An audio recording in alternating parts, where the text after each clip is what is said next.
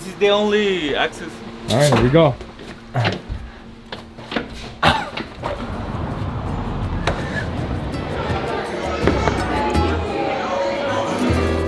Good morning. From somewhere in the Mexican outback along the US border, we're about maybe an hour outside of Tecate, close to Rumarosa. We are refreshed. It is a beautiful day. Also, big shout out to Cuts for the hoodie last night. I had to keep warm in these little cabins, but waking up to this sunrise, there's no better feeling. The smells of a fire that once was, some old leftover tortillas on the grill. If you haven't seen how we got to this place, make sure you watch the last episode. But if you have seen it, let's keep moving. Today's adventure will take us hopefully to Mexicali. But first, we have to get by the difficult road, which is La Rumarosa. Boys are ready to go? Guys, you ready? Ready. Vamos.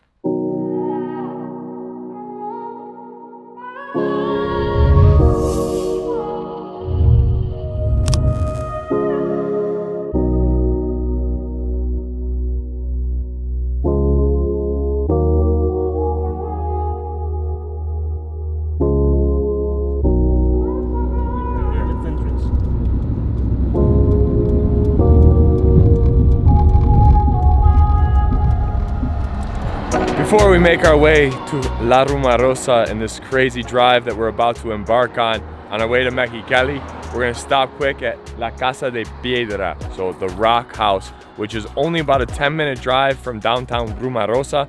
It is an interesting architectural setup. We're gonna go inside and check it out, and I'll tell you more about it. There's a lot of rumors that surround this abandoned rocky hideaway way out in the middle of nowhere. Some say it was a gift from an ex-Mexican president to a beautiful actress, while others believe this remote location was used by narcos to torture people. Whatever the truth was, it has since been taken over and cleaned up by a local land organization.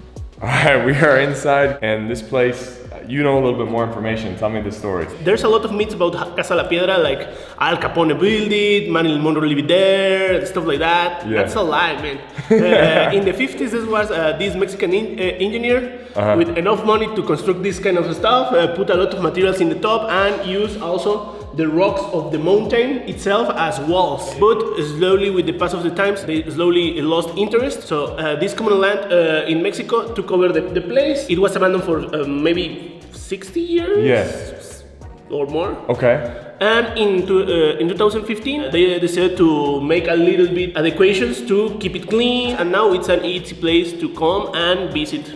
Yeah, it's a great spot because it's right off the highway, and Yeah. this is a very incredible architecture. You have the drained pool right below us, which is a really funky pool, and then all of this, these little rooms. It's really not a big house at all, and I guess understandably so, they gotta fit it within the rock. It's 2 floors, but the first one it's closed, and we are in the second one, and there's a third one. Oh, there is. Okay, so there's two more floors, and there's an upstairs patio. We'll take a look at that, but the downstairs is closed? Downstairs is closed. Okay. Maybe because it's more claustrophobic. Yeah, that makes sense. With a 20 peso entrance, you'd think they would flip this into an Airbnb and make some real money. Yeah. I just hope that this guy had the opportunity to really enjoy this place. A New Year party in here. Oh my God. With all nice setup, No. nice fire pit in one area, stuff like that. People go hiding behind the rocks, hooking up. Yeah, for sure. Now I'm in the deep end of the pool. Look at this. Here, obviously a custom pool design, about 6 feet tall. The big problem, I imagine, was getting water up here. It had to be a pain in the ass to pretty much do everything up here. Understandably so, why he left it at one point. But man, what an insane spot. From one legendary landmark to another, the mountain pass that connects Tecate with Mexicali, known as La Rumarosa, is said to be the most dangerous highway in Mexico. There are sheer drops virtually along the entire route, and hairpin turns that weave you up and then back down the 4,000 feet of elevation change. Not to mention the supernatural beings that are said to haunt this drive. However, at the risk of ruining the dramatics for this scene, we were lucky enough to cross without much traffic or bad weather, so honestly, for us, it wasn't that bad at all. All right, and just like that, we are through La Rumarosa. It actually wasn't too bad. It wasn't bad at all. A lot of switchbacks, It was definitely a huge drop on one side, but there was 2 lanes, a beautifully paved road. I can understand the hesitation, and even on the maps, on Google Maps, it's all this crazy squiggly lines, but not bad at all. And when you're in a luxury automobile like the Nissan, you just take it smooth, enjoy the handling of this beautiful beast. And now, next stop, Mexicali. This is the capital of Baja California, Mexicali, and it has such a unique history to the fabric of Mexico that I had to add this place as the last stop on my first Northern Baja road trip. Between the mid-1800s and the 1940s, Mexicali became Mexico's largest Chinatown. By 1920, Mexicali's Chinese population outnumbered the Mexican population 10,000 to 700. And yet, many people didn't even realize they were here. We meet up with our local guy Diego to get the full story. All right, I think the biggest question I want to ask is, why Mexicali? ¿Por qué vienen por aquí, por Mexicali mismo? Ok, hay muchas razones. Muchas razones. Las principales sería quizás el agua del río Colorado. Eso fue lo que hizo que hubiera un pueblo aquí. Okay. La segunda, the river. The River is first. La segunda fue la expulsión o exiliación, el exilio que hubo de los chinos. The exile from the United States. What was happening is they finished the railroad in the United States, the many Chinese people, and then they were extradited. They said, okay, basically, okay, you're done with our railroad, we don't need you or want you anymore, get out of here. And so they were taken away or pushed out of the United States. En otros estados del país como Sonora, no los querían, o sea, no eran bien aceptados la comunidad china. Y Mexicali se quedaron porque aquí básicamente no había comunidad mexicana. O sea, era mayoría los chinos. So basically they went to other places around Mexico, around the north of Mexico. Sonora is one of them. And Mexicans said, we don't want you here either. So they came to Mexicali because there wasn't many Mexicans or anyone here for that matter. So a lot of Chinese people could come and basically take it over as their own. Yeah. Wow. Estas vías ferroviarias son las que hicieron Mexicali. Terminan en San Francisco. Más bien San Francisco terminaba aquí. La verdad. Entonces, al terminar aquí, muchas personas que venían de allá, chinos sobre todo, paraban aquí y se quedaban a trabajar. Okay. Okay, Diego, dime. This woman has been here since the 80s, and she's serving up little Chinese street foods, and she doesn't speak much Spanish, which is incredible. It's very impressive to show how strong the Chinese community is, because they can live here since the 80s and still not speak Spanish. So tell me what we got here. Okay, this is a shun-kun. Shun-kun. Es muy tradicional en la comida china. Okay. Esto es básicamente como like a taquitos, Mexican taco. Fried chop suey vegetable spring roll. Great. Y esta pork bun. Eso es un pan de arroz. Looks like some grilled onions. Yeah. And some mystery meat. Same. Vegetables and chop suey. Chop suey. Cheers. Cheers. Oh. A ver, ok. Gracias. ¿De qué harina es? ¿De arroz? Eso sí lo vamos a... Eso sí no nunca había probado en mi vida. Vamos a descubrirlo. A descubrir ahorita. Oh yeah. Sweet. Something sweet inside. It's like carrot maybe, or orange, like a marmalade. Like a marmalade. First one's a mystery meat, this one's a mystery fruit inside. But it's good. Keep going. Chinese marmalade.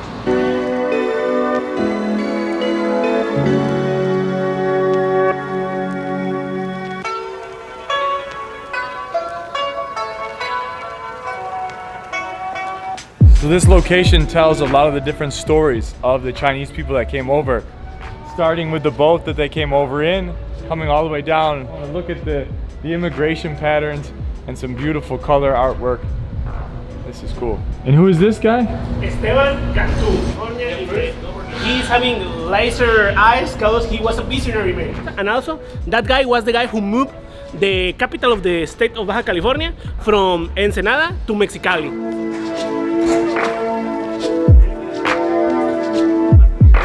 Only about 5 years ago, they decided to really preserve what was the history of the Chinese people in this area in Mexicali. So now the government is putting a lot of money in And that's actually one of the reasons why Chinesca is closed. Well, the whole Chinesca we can't see is because one of the owners, or the owner of Chinesca, is off in Mexico City getting more funding, winning prizes, living the life for the Chinesca. This guy, the guy that owns it all, he's got 3 or 4 blocks, and it's got tunnels and basements in all of them. It's actually interesting that the fact that there's one guy who pretty much owns all of it, right? So this was the supermarket of one of the richest families, one of the richest Chinese families that came over first. And what they did was, once they established themselves, they started bringing in other families. But they didn't make them pay for their trip over. But once they got there, they had them work in the supermarket without paying them. Indentured servants, those are called. So directly behind us here is the Chinese Association. So anybody who is a Chinese descent, of Chinese heritage, they can come here and take Mandarin lessons for free.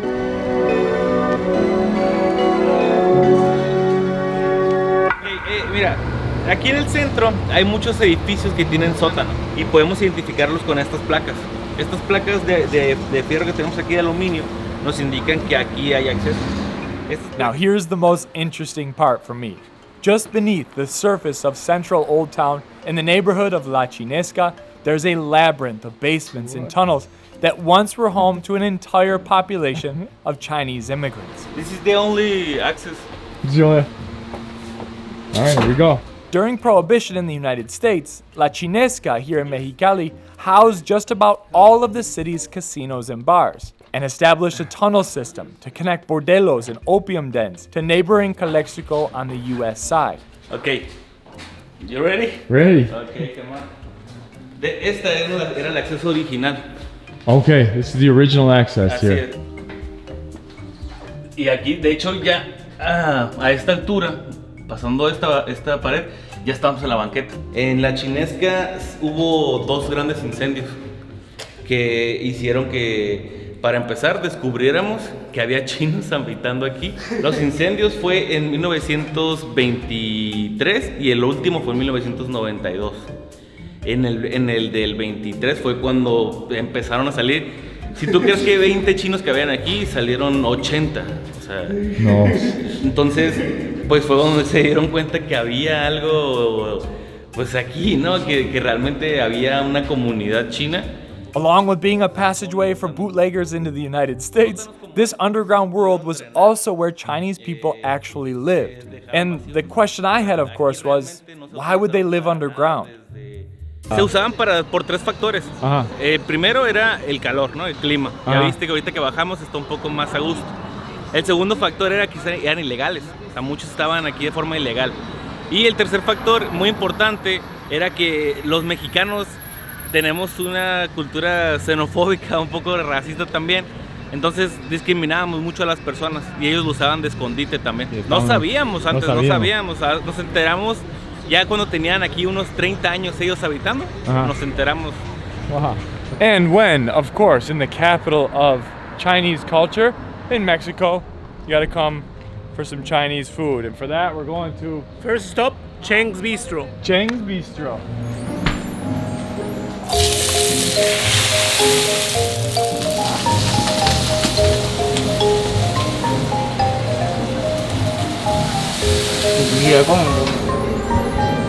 All right, first, before we get started here, Victoria, our waitress, just come say hi. This woman is amazing. She speaks Japanese, Chinese, Spanish, and English. She's lived in China for 7 years. So if you guys come here, make sure you come say hello to Victoria in any language. She'll know it. Yeah, and sure. so our first dish here is pork carnitas Hong Kong style. Is that right? Yeah, Hong Kong style. With a kind of a fried rice here as well. Yeah, it's a fried rice, Cantonese style. Okay. I love that. That sweetness. Originally, that's the first thing that I get is just the sweetness from the A shell. lot of caramelization in the crust of these carnitas. Now we got some bao buns and shumai. So these are shrimp shumai and the bao buns of pork as well. Oh, they're good. The outside bun, that's so soft and sticky. Is that beans in there too? A little bit of beans, sweet beans, carnitas too. Carnitas and sweet beans. That's awesome. This guy is the shrimp shumai. Let's give it a try.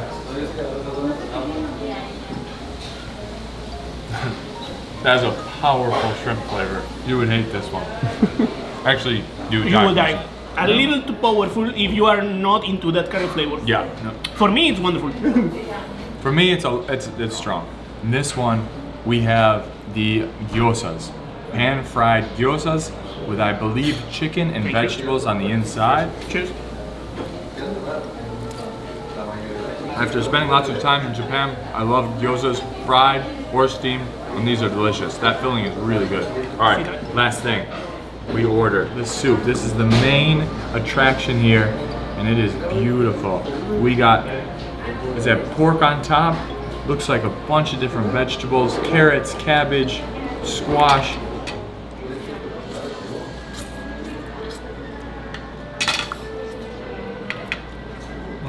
If it wasn't 200 degrees outside, I'd say this is the perfect soup for a cool afternoon on a fall day.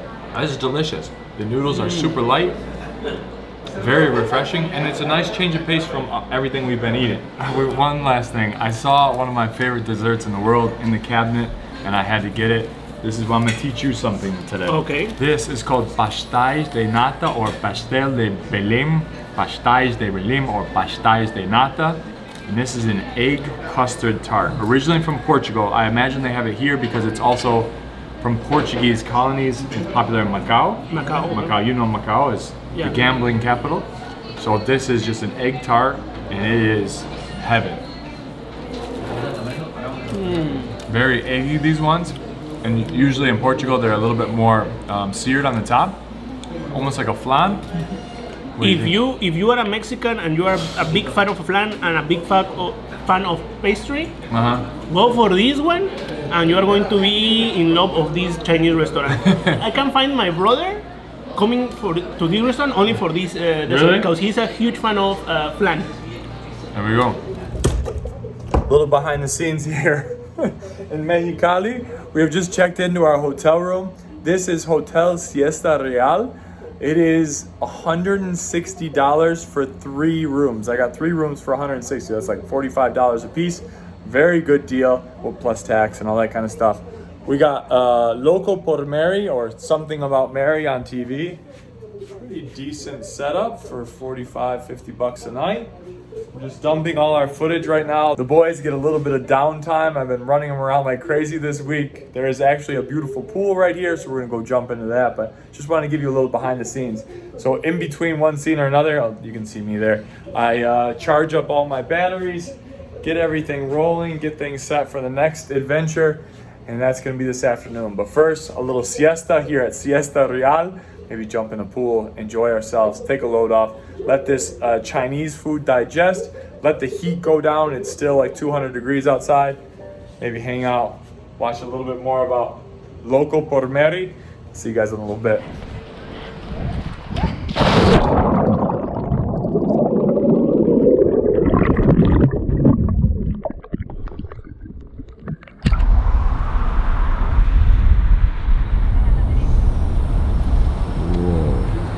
For our final stop here in Mexicali after a full day of Chinese heritage, history, and influence, we are at a new location, and this is Imperial Garden, serving up newer Chinese food. This is a recent restaurant, and as Tadeo has told me in the car, it makes sense. There's a lot of Chinese people pouring money into this region to this day. Still a lot of people coming over from China, and understandably so. You can get a lot for your money over here. Yeah. So we're gonna go in and try a different style of Chinese food than we have earlier. Do something real quick.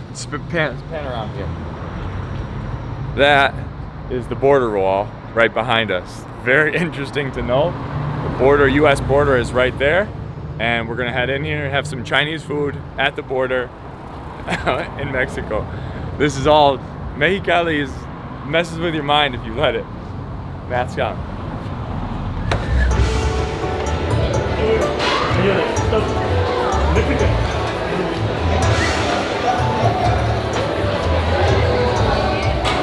Here we go. We got a plate of mixed greens with some, looks like some hoisin sauce on it, and a ton of crushed up garlic, bok choy, snow peas, and asparagus. We got filet mignon with bean sprouts, and then cashews, carrots, green peppers, Spicy salsa. Spicy salsa. And then a house chow mein. So big thick noodles with celery, carrots, mashed up with a little bit of chicken in there. And top it off with a lot of rice. Incredible there.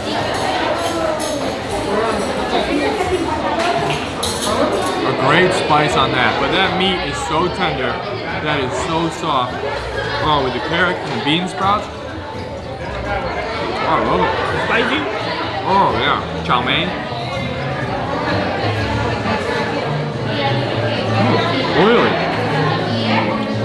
Oily.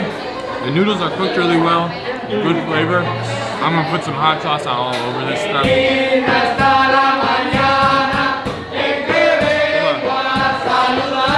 Is this kind of restaurant? Your drink?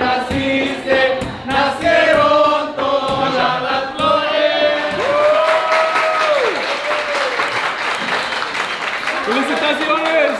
Congratulations! Nothing more we can say. We're gonna dive into this. That was a perfect finish. I'm gonna wrap up the video here. We're gonna go for drinks afterwards. Maybe I'll take you with us, maybe I won't. Either way, if you like the video, please give it a big thumbs up. It helps a ton. Subscribe if you haven't already. Hit that notifications bell. Leave a comment. Let me know if you'd ever like to visit Mexicali. A little taste of China right here in Mexico. If you haven't seen the other episodes from the series, make sure you do that. Anything else? Also, my friends, if you ever want to come to Baja California, come with Border Tours. There's the link in the description. Border Tours Instagram, Border Tours Google, Border Tours everything. There's plenty of tour guys waiting for you to show you Baja California. You're missing it. Baja California has a ton of stuff to offer. Hopefully you saw that from this series. That's it. I'll see you guys on the next one. We're gonna dive in here, travel deeper. From the US border right across us outside the window, to the Mexican streets, to the Chinese building. That's it. See ya. Bye. For those interested in the nightlife here in Mexicali, after dinner we went to this awesome spot called Icono Brewery, where we had a few drinks under the water tower, and I bet a girl that she couldn't stop smoking cigarettes, and if she lost, she had to get me 5 new subscribers every week that she smoked. So if you recognize this girl in the video, please let me know if she's still smoking. Also at the brewery, I actually ran into a subscriber of this channel, and he invited us to join his friends at another bar, El Sume, which was actually right next door to our hotel. This was also a really cool spot and featured beers from all over the world. It was the perfect finish to an incredible road trip across the northern section of Baja California, and I will most definitely be back. Alright guys, check this out. We got Gareth filming over here, and we got 4 police escorts making sure nothing happens. This is what you get when you roll travel deeper. Real quick, behind the scenes, before we get started here in Mexicali, we have to change over to shorts. We have pants on, and it is hot. Hot as hell, man. That's why some people call it El Infiernito. My fortune, I guess, must be really good because mine says, "Come back later, I'm sleeping." Yes, cookies need their sleep too. What kind of I fortune don't is that? understand mine, but yours is worse than I mine. actually like the first side better. Learn Chinese, ginger. Me and him got fortune cookies. You got like a Taco Bell pack. Yeah, we got a sauce packet. All right.